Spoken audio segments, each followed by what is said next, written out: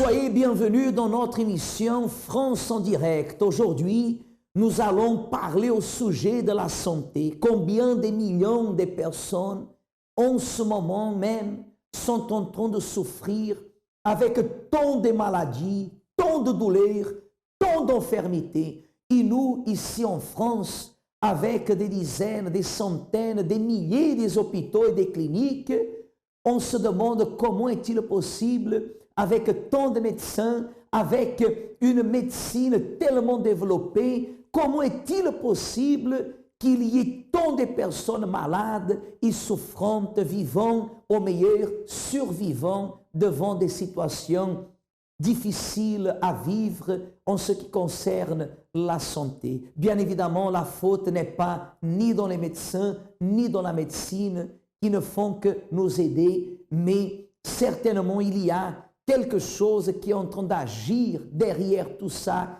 et qui amène les personnes à souffrir, à gémir avec tant de souffrances physiques dans la santé. Votre émission France en direct arrive dans cet objectif de vous transmettre une parole de foi et de vous montrer que tout est possible pour que vous ayez une santé restaurée. Restez avec nous, nous allons revenir d'ici quelques instants. Où était votre corps? Ah, on dirait que c'est une vieille machine qui crasait. Parce que quand j'arrive là ce matin, ben, j'ai sorti pour faire une visite. Et puis, j'ai dit non, j'ai passé juste à côté, il faut que je rentre à l'église. Malgré ce matin, pour que je puisse sortir, j'ai obligé de rentrer dans la baignoire, j'ai mis de l'eau glacée sur moi. J'arrivais et venais ici. Voilà. Quand j'arrive là, j'ai dit, j'ai passé trop près de l'église pour que je ne suis pas rentré. Je rentre. Alors, quand j'arrive là, j'ai dit, mon Dieu, j'arrive même pas à ployer comme ça.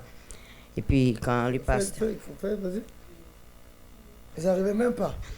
Non. Maintenant, je me sens une jeune fille toute neuve. Grâce à Dieu. Et ça doit continuer jusqu'au bout. J'ai laissé tomber les béquilles complètement. Et là, vous êtes venu avec ça, vrai ou faux? La béquille, c'est ça. Alors, elle va redescendre avec, comme j'ai dit. On y va. Voilà. Applaudissez bien fort le Seigneur. Comme on vous disait tout à l'heure, la raison pour laquelle beaucoup de personnes sont en train de souffrir, sont en train d'avoir des souffrances, de charger des douleurs, ce n'est pas la faute de la médecine. La médecine, c'est une des meilleures choses que Dieu a créées. Les médecins, c'est une des meilleures choses que nous pouvons avoir tout proche de chez nous. Les hôpitaux, les cliniques. Il y a des personnes qui ont peur des hôpitaux, mais quand elle a des problèmes, elle court vers l'hôpital. Quelle raison amène? Pour quelle raison les personnes, elles ont peur des hôpitaux, des cliniques? La raison qui domine la pensée de beaucoup de personnes, c'est que si elle y rentre, elle y restera. Quand elle va là-bas, ce n'est pas à cause d'une bonne chose. Mais le problème, ce n'est pas d'aller dans un hôpital. Le problème, ce n'est pas d'aller dans une clinique. Le problème, ce n'est pas d'aller chez les médecins. Le problème, c'est d'y aller et de revenir et de continuer toujours à vivre dans la même situation. Comme il y a des personnes qui viennent chez nous ici au centre d'accueil universel et qui nous disent « Séraphin, ça fait des années que je souffre avec ce problème. » Qu'est-ce que les médecins disent? Elles ne savent plus ce qu'ils disent parce que les uns disent une chose, d'autres disent une autre chose. Elle va d'un côté, c'est une chose. Elle va de l'autre côté, c'est une autre chose. Enfin, elles ne savent plus ce qu'elles doivent faire. En arrivant au centre d'accueil universel, plusieurs personnes chargent des douleurs, chargent des maladies, chargent des souffrances. Et là, elles comprennent que derrière ce problème, que les médecins n'ont pas pu, n'ont pas réussi, la médecine n'a pas réussi à donner le traitement adapté pour changer cette situation physique de santé. C'est là que la personne comprend que derrière tout ça, il y a une influence qui est spirituelle. À l'exemple de Pierre-Lucie, quand elle est arrivée à l'église, et elle souffrait presque, je peux dire, elle se dirigeait vers le cercueil, mais le souffle de la foi l'a amenée au bon endroit et elle a commencé à vivre une vie complètement différente. Restons avec le témoignage de Pierre-Lucie et nous allons revenir tout de suite après. Avant d'arriver au centre d'accueil, j'avais une vie complètement anéantie. Et où il n'y avait même plus d'espoir pour la médecine, mais j'avais une petite force en moi. J'avais perdu la vue, brusquement comme ça à l'hôpital, et je ne savais même pas que j'avais perdu la vue. Pour moi, j'étais dans le noir, il faisait nuit, j'ai demandé qu'on allume la lumière, alors que c'est parce que j'avais perdu la vue en fait, je ne savais pas. Et les médecins, ils avaient même du mal à me l'expliquer. Je criais « allumez, allumez !» parce que je n'avais pas réalisé que je venais de perdre la vue. Et c'était vraiment un choc inexplicable. Sans compter que bien avant, j'ai perdu la motricité de mes jambes, c'est-à-dire que j'étais paralysée. Et à cela vient s'ajouter la perte de vue. Et bien après, le cancer au niveau du dos, l'insuffisance rénale, c'était vraiment la totale, une vie complètement anéantie. Je disais non, je ne pouvais pas accepter cette situation, ce n'est pas possible. Je dépendais des gens, j'étais blottie dans un lit à l'hôpital, on me déplaçait avec le lit. Vraiment, j'étais perdue, je me disais, mais c'est quoi cette vie? Je vis sans vivre. J'étais vraiment sur le choc, ils ont dû. J'avais envie de partir avec ma vie, j'avais envie de finir avec cette vie. Et je me suis trouvée attachée de partout pour ne pas peut-être être conduite au suicide ou bien à autre chose. Et vraiment, j'étais anéantie de savoir que tout était complètement détruit en moi. Je n'avais aucune capacité en rien, et les jambes, et le corps, et la vue. Et puis j'étais devenue comme un légume. J'avais complètement maigri, je ne mangeais plus. J'étais méconnaissable. Tout s'est succédé, quoi. Quand ils découvraient une maladie, après, on m'annonçait une autre maladie, tout s'enchaînait. Et je ne comprenais plus rien. Je dis, mais je suis à l'hôpital pour guérir. Comment ça se fait que les maladies sortent à gauche et à droite comme des champignons qui poussaient, quoi. Et franchement, j'étais dépassée, j'étais déprimée, j'étais désespérée. Je ne savais pas que j'étais en train de mourir. J'étais en train de partir à petit feu. Sans compter qu'on m'a fait faire plusieurs hôpitaux ici en France. On me changeait des hôpitaux, on allait ici, ils ont essayé plusieurs choses, mais ça n'a pas marché. Mais lorsque j'ai entendu que je n'avais pas plus de 48 heures de vie, mais là, je me suis révoltée. Je n'ai pas accepté cette situation. Le moment le plus difficile, c'est au moment où tout était anéanti. Je ne pouvais plus rien faire, je dépendais des gens, je ne pouvais pas manger. Je mangeais on me donnait la nourriture par des tuyaux. J'étais aux soins palliatifs. C'était la totale. J'étais devenue comme un bébé. Je n'avais aucune possibilité, aucune capacité. Je dépendais des gens. Et j'étais en fin de vie, aux soins palliatifs.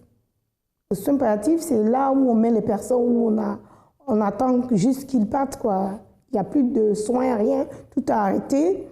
Et je me suis même pas rendu compte que j'étais aux soins palliatifs. J'ai juste réalisé qu'on m'a changé de chambre. On m'a mis dans une autre chambre avec un confort vraiment inexplicable, quoi.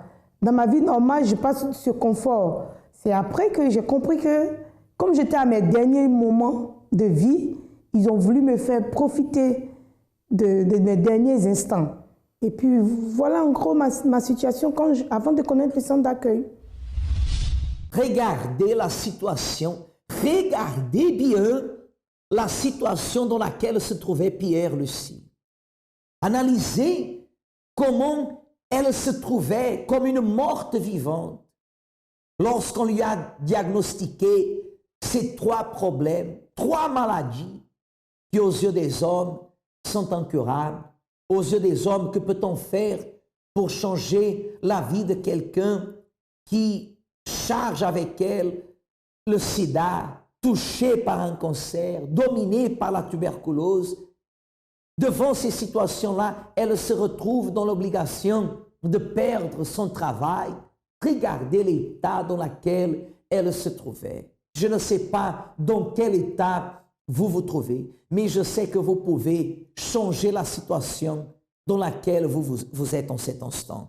Vous pouvez même, si vous désirez, nous contacter à travers la Mi 24 heures par le 01 53 35 85 12 et recevoir une parole, une orientation par rapport à la situation dans laquelle vous vous trouvez. Mais je veux que vous sachiez une chose, indépendamment de la situation, même si aux yeux des hommes, il n'y a plus de solution, même si aux yeux des hommes, il n'y a plus de guérison, même si aux yeux des hommes, vous êtes un cas perdu, c'est avec vous-même que Dieu est en train de parler. Il vous appelle pour que vous y soyez un témoignage glorieux à l'exemple de Pierre Lucie.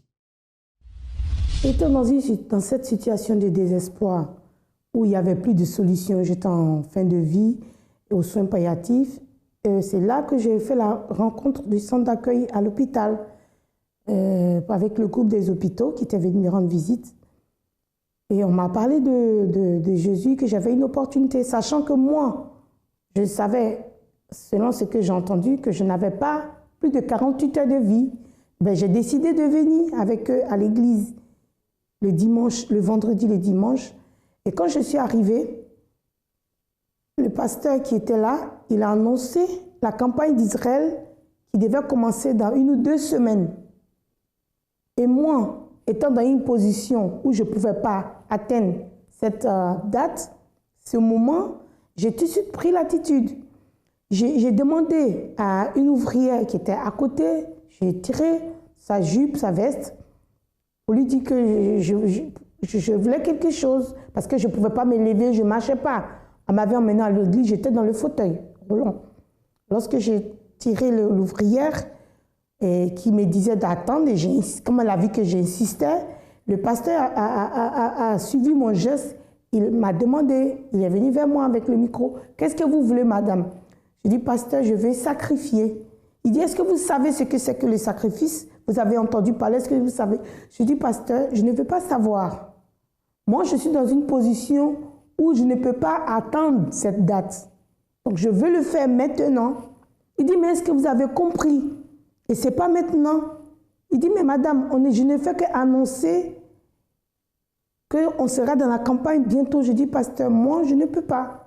Je veux le faire maintenant. » J'ai insisté. C'est ainsi, ils m'ont fait monter sur l'autel. Je suis montée sur l'autel. Tout ce que j'avais sur moi, là, j'ai tout enlevé. Ils m'ont donné une enveloppe. J'ai mis dans l'enveloppe, j'ai déposé sur l'autel. Parce que moi, j'avais 48 heures de vie. Je ne pouvais pas attendre l'arrivée du moment de la campagne. Je disais où Dieu fait maintenant ou pas. Parce que moi, je n'avais plus d'opportunité. C'était à lui. Si sa parole est vraie, il devait la matérialiser dans ma vie. Voilà, j'ai déposé mon sacrifice et je suis partie. Pour moi, la campagne d'Israël, c'est la résurrection. Grâce à la campagne d'Israël, je me tiens devant vous aujourd'hui. Pour moi, c'est un moyen de l'impossible. Là où il n'y a pas de solution, là où les médecins n'ont plus de capacité, là où ça dépasse notre entendement, c'est là où intervient la main de Dieu, là où le sacrifice se fait entendre. Vous voyez que Pierre Lucie, elle a reçu cette invitation dans un lit d'hôpital. Peut-être sa destinée, c'était le cercueil, comme on a parlé tout à l'heure. Peut-être elle n'attendait que les hommes la prennent et que la fassent cheminer vers ces dernières minutes et ainsi être mise dans un cercueil.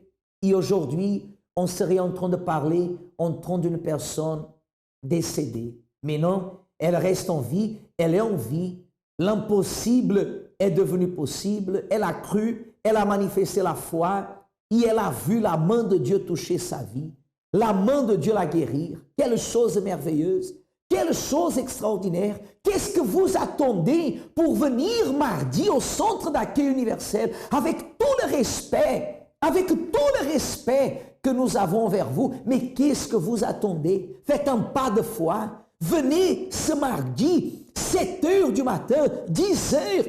Midi, 15h, 20h, il y a des réunions, choisissez le meilleur horaire et venez recevoir l'onction d'huile. Et la prière de la foi, elle va vous sauver. Si vous restez là, en train d'écouter ce que les autres vous disent, si vous restez là, en train d'attendre la consolation des autres, si vous dépendez de ce que les autres parlent, je vous assure, je peux vous assurer, votre cercueil est déjà acheté.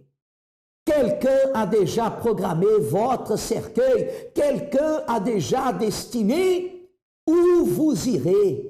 Ne dépendez ni des uns ni des autres. Levez-vous, prenez les choses en main, agissez et venez nous voir ici à Paris, 254 rue du Faubourg Saint-Martin, au 10e arrondissement, tout proche du métro Stalingrad, au Louis Blanc. Venez participer ce mardi de la prière de la santé et avoir certainement un miracle à l'exemple de Pierre Lucie. Le résultat de la campagne d'Israël a été glorieux dans ma vie, en ce sens que les 48 heures de vie sont passées. Je suis toujours là, la preuve, je me tiens encore devant vous. Et les médecins, dans l'étonnement, ils n'ont pas compris qu'est-ce qui s'est passé. Et moi, je demandais qu'on me remette les traitements. J'ai insisté, parce que après avoir déposé mon sacrifice sur l'autel, j'avais cette conviction en moi que c'était fini cette étape de fin de vie. Et donc, je devais avoir une vie normale maintenant comme tout le monde. On devait me mettre mes soins. Je ne voulais plus accepter ça. Ils ont dit, moi, je ne me rendais pas compte de ce que je disais. Ils ont même pensé que je n'étais pas normale. Et je ne réalisais pas ce qui m'arrivait. J'ai dit si. Et c'est ainsi, ils m'ont remis le traitement. J'ai cru. Parce que déjà, je croyais que j'avais encore une opportunité. Donc, j'ai saisi la parole qu'il a déterminée, le pasteur, de me lever. Ben oui, ils ne comprenaient pas. On va faire un test pour voir. C'est pas possible. On m'a même fait des tests pour voir si je pouvais marcher. Sinon, on me remettait le fauteuil. Ils ont fait tout ce qu'ils pouvaient faire. Ils n'ont rien trouvé. Ils ne comprenaient rien. Ils ont trouvé que le virus était caché et que du jour au lendemain, je pouvais retomber. Ils m'ont redonné les béquilles. Et après, ils m'ont libéré. Je suis sortie de l'hôpital. Et je suis sortie de l'hôpital. J'ai continué dans ma campagne. J'ai continué dans mes chaînes de prière, de guérison. Toutes les campagnes, je ratais aucune campagne. J'avais la conviction que c'était fini. Cette décision de fin de vie était terminée. Et que Dieu avait déjà fait sa part. Le reste, il fallait faire des exercices pour pouvoir, une rééducation, des choses comme ça, pour pouvoir reprendre normalement. Donc, je n'avais plus besoin d'être à l'hôpital, je n'avais plus besoin de béquilles, ni de fauteuil, rien du tout. Mon sacrifice avait déjà parlé. C'est comme si mon sacrifice avait aspiré toutes les maladies qui étaient en moi. Donc, moi, je me voyais déjà nickel. Aujourd'hui, je suis une personne, je ne sais pas comment vous dire, plus que heureuse, parce que j'ai reçu le Saint-Esprit, la joie de vivre, l'assurance, la paix, et j'ai connu Dieu. Je sais de quoi il est capable, j'ai sa crainte. Et j'ai connu encore d'autres miracles dans ma vie. Et je ne me suis pas limitée à là. J'ai fait une formation d'assistant de direction, j'ai eu mon diplôme, j'ai travaillé à la mairie. Là, je suis en ce moment dans une maison commerciale, Optimum. Et voilà, je suis en train de chercher encore mieux. Je veux toujours aller de l'avant parce que je sais que mon Dieu est grand. Et aujourd'hui, je suis fière d'annoncer ce que Dieu a fait pour moi aux autres. Et j'aime bien évangéliser pour gagner des âmes. Je leur donne mon témoignage. Et Dieu n'a pas arrêté. Il a opéré aussi dans ma famille. Au niveau de mon fils, qui était aussi... Pendant que je tombais malade, je ne pouvais pas voir mon fils. Mon fils aussi, il s'est plongé dans la drogue parce qu'il était désespéré. Quand il a appris l'état de santé de sa maman, il était pour lui, il n'avait plus de raison de vivre. Donc, ça a fait que l'enfant, il s'est donné à la drogue. Et grâce à Dieu, avec les campagnes, les luttes, la prière, les mains en prière, mon fils a été délivré de la drogue. Donc, je peux dire pour moi, la campagne d'Israël, c'est le moyen de conquérir ce qu'on n'arrive pas à conquérir. Même si c'est dur, même si c'est impossible, il suffit de se lancer dans la campagne d'Israël, on aura les fruits, mais avec un cœur vraiment sincère. Lorsqu'on a une vie anéantie, lorsqu'on n'a plus d'espoir, lorsque tout a été conclu qu'il n'y a plus de solution, la porte des centres d'accueil qui est ouverte 24 heures sur 24 heures, on peut y aller pour frapper à la porte du centre d'accueil et recevoir ce qu'on n'a pas, ce qu'on nous a refusé. Là, on peut le recevoir. Pierre Lucie, gardez bien ce nom, Pierre Lucie, un témoignage vivant, quelqu'un qui peut aujourd'hui montrer qu'il est possible de sortir de la mort et entrer dans la vraie vie. Pas seulement elle, mais comme son fils aussi cheminait déjà dans le chemin de la drogue, et Dieu lui a délivré, sa vie professionnelle a été restaurée, sa santé a été guérie, et aujourd'hui, elle est une nouvelle personne. Je me demande pourquoi Dieu refuserait de faire le même dans votre vie. Non, Dieu ne refusera pas. Si vous faites un pas de foi, mais Séraphin, Dieu ne voit pas, Dieu le voit. Dieu le voit. Mais il faut que chacun agisse sa foi. Dieu n'est pas un dictateur pour nous imposer les choses. Il n'est pas un chef pour nous ordonner les choses par imposition. Il est Père. Dieu est Père. Et il parle avec ses enfants. Dieu est en train de parler avec vous maintenant. Dieu est en train de vous dire, viens mon enfant, viens. Viens parce que je vais changer la situation dans laquelle tu te trouves. C'est une invitation qui vous concerne. C'est vous qui devez faire ce pas de foi. Et mardi, vous avez l'opportunité de restaurer votre santé. Restez avec nous, nous allons revenir dans quelques instants. Nous préparons pour le moment de la prière.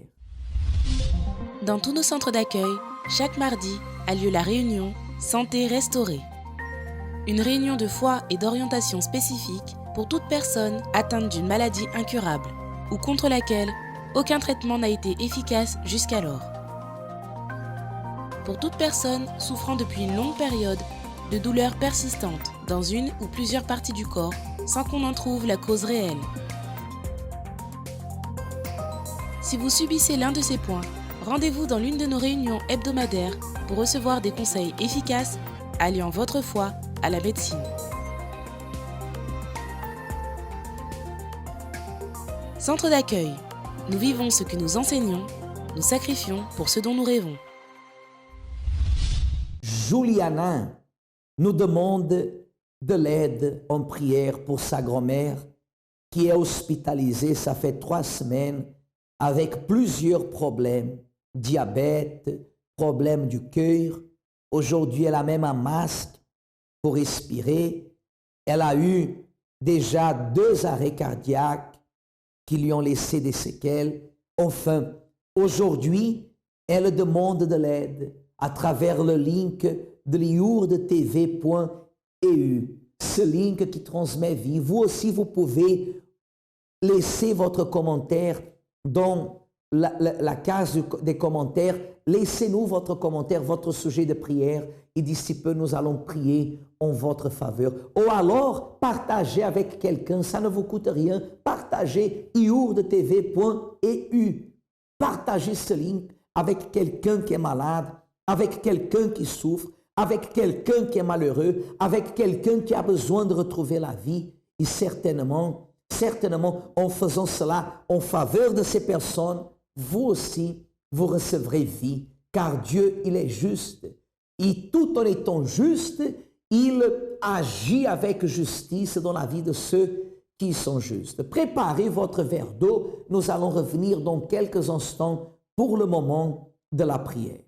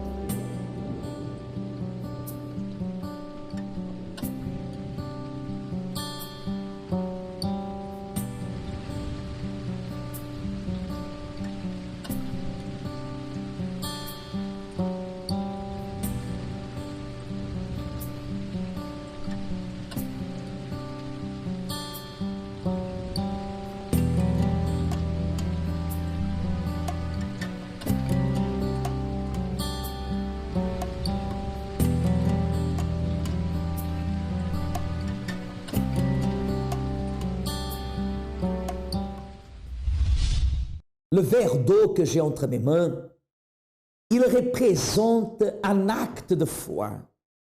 Vous, avec le vôtre, nous allons le consacrer à Dieu comme un traitement. Et en buvant de cette eau, votre santé sera restaurée par la foi. Par la foi. Fermez vos yeux si vous êtes à la maison en saisissant votre verre d'eau. Seigneur Saint-Esprit, qu'en cet instant, Seigneur, le Seigneur puisse visiter cette personne qui est connectée avec nous, participant de cette émission. Seigneur, que le Seigneur vienne toucher son corps, car peut-être, mon Dieu, aux yeux de la médecine, aux yeux des médecins, il n'y a plus de solution. Peut-être, mon Dieu, elle est un cas perdu. Elle est devenue presque comme une cobaye, mon Dieu, pour la médecine. Tant de traitements et aucune solution. Seigneur Jésus, que cette eau que nous avons entre nos mains, que cette eau soit un point de contact pour apporter, Seigneur, la santé, pour apporter la vie à chacun des organes qui ont été dévastés par la maladie. Consacre cette eau au nom du Seigneur Jésus. Buvez de cette eau avec la foi, mes amis, et recevez la vie et la santé au nom du Seigneur Jésus. Buvons maintenant avec la foi. Regardez-moi. Regardez-moi. Là où vous êtes, soyez libre. Soyez guéris. Cette eau qui envahit votre corps, elle vous restaure et elle vous donne la vie. Soyez guéris maintenant par votre foi. Par votre foi, croyez que l'impossible devient possible en cet instant. Au nom du Seigneur Jésus.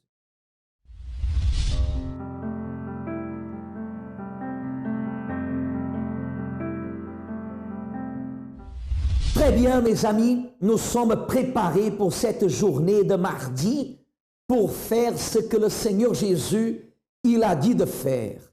L'imposition de main et aussi de même l'onction d'huile. Vous pouvez participer ici à Paris, au 254 rue du Faubourg Saint-Martin, au 10e arrondissement, avec le métro Louis Blanc au Stalingrad, le plus proche ici du centre d'accueil. Mais aussi, vous pouvez avoir l'adresse le plus proche de chez vous en contactant l'AMI 24 heures à travers le 01 53 35 85 12 et vous saurez l'adresse le plus proche de chez vous. Nous arrivons à la fin de notre émission, mais demain, à la même heure, dans la même foi, nous y serons pour vous transmettre une parole de vie. Que Dieu vous bénisse et à demain.